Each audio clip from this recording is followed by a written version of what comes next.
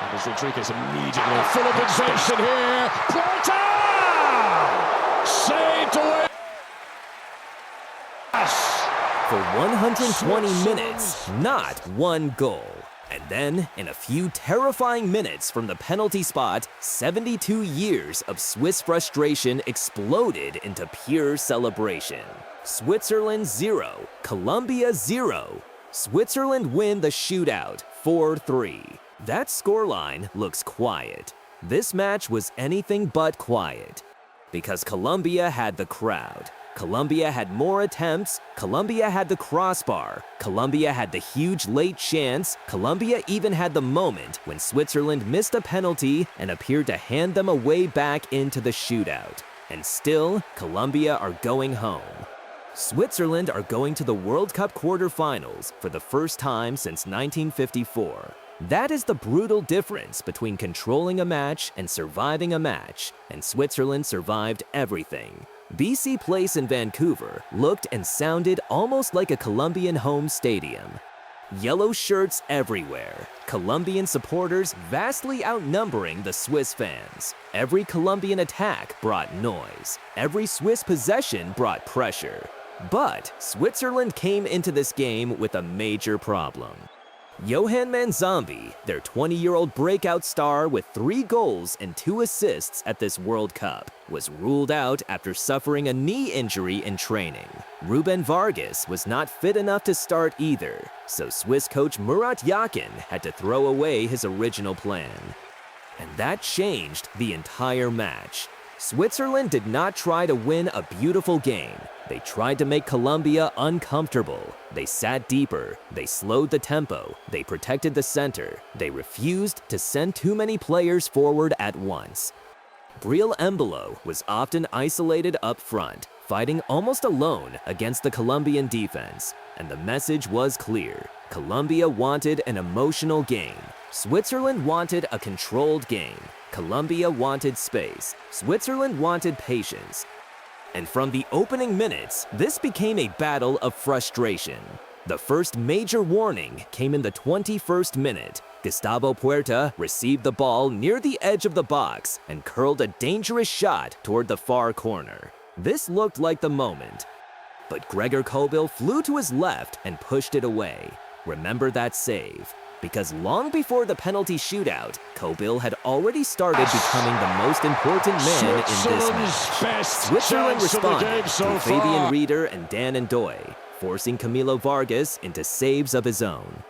But here was the problem for both teams. They could reach the dangerous areas, but they could not produce the final action. The pass was late, the shot was rushed, the angle was bad, the defender arrived. 90 minutes produced only 0.7 combined expected goals, the lowest total in normal time of any match at this World Cup. This was not an attacking classic. This was football with the oxygen slowly being removed, and Colombia should be the most frustrated team. They finished with 15 attempts, but put only 3 on target. 15 attempts, 0 goals. That number tells the story of their elimination.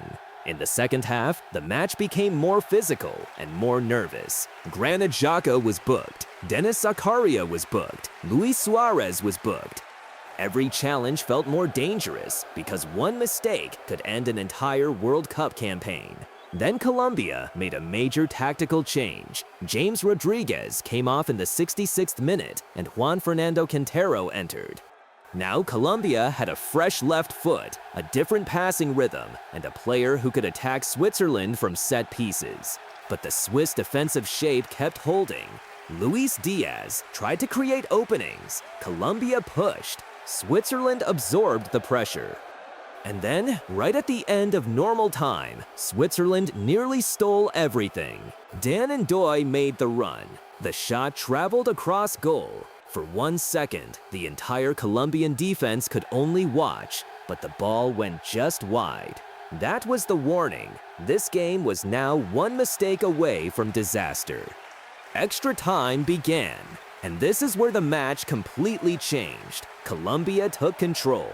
They had 8 shots in extra time. Switzerland had only 1. 8-1, and somehow Colombia still could not score. First came Jhon Lucumí. A corner was delivered into the box. Lucumí rose completely free and powered his header toward goal. The ball smashed against the crossbar. Not the goalkeeper, not a defender, the crossbar. Colombia were inches away from the quarterfinals. Then Jaminton Campaz tested Kobel with a dangerous swerving shot, saved again. And then came the chance that Colombia will remember for years. The 115th minute. Switzerland made a mistake near their own penalty area. The ball fell to Campaz. He had the chance. The goal was there. The quarterfinals were there. Argentina were waiting, and Campaz fired over the bar. That was it. You could almost feel the story changing, because when one team gets chance after chance and cannot score, the other team begins to believe something bigger is protecting them. After 120 minutes, the scoreboard still said 0-0, penalties. Now forget tactics, forget possession, forget formations. Best chance 5 kicks, so far. 1 goalkeeper, 1 mistake, 1 nation goes home. Juan Fernando Quintero walked up first for Colombia, goal. Then Swiss captain Granit Xhaka stepped forward. Camilo Vargas got a hand to the ball but could not keep it out. 1-1. Then came Davinson Sánchez. A strange, nervous run-up. He fired down the middle. The ball smashed the underside of the crossbar, bounced down onto the line, and came back out. No goal. Colombia had blinked first. Zeki Amdouni scored for Switzerland. Campaz responded for Colombia. Then suddenly, another twist. Manuel Akanji stepped forward for Switzerland and fired over the bar. Colombia were alive again. The door had reopened. Now Cucho Hernández walked toward the penalty spot. Score, and the pressure moved straight back onto Switzerland. He ran forward, he shot, Gregor Kobel guessed correctly. Saved. That was the moment. The goalkeeper who had stopped Colombia for 120 minutes had done it again from 12 yards. Cedric Itten scored for Switzerland. Luis Diaz kept Colombia alive, 3-3. And now the final man walked forward. Rubén Vargas, the player who had not been fit enough to start. The substitute who entered in stoppage time. 1 kick to end 72 years of waiting. 1 kick to send Switzerland into the final 8. Vargas looked at the goalkeeper, ran forward, sent Camilo Vargas the wrong way. Goal, Switzerland 4, Colombia 3. Finished. The Swiss bench exploded onto the field. Kobel ran into the celebrations. Rubén Vargas disappeared under a pile of red shirts. And on the other side, Luis Diaz stood staring into the distance. That is football. 2 teams can fight for 120 minutes. One can take 15 shots. One can dominate extra time. One can hit the crossbar. One can create the biggest late chance. And none of it matters when the final kick goes into the opposite net. For Colombia, this will feel like a massive opportunity thrown away. They were not destroyed. They were not tactically embarrassed. They were not clearly second best. They simply failed to finish. And at this level, that is enough to send you home.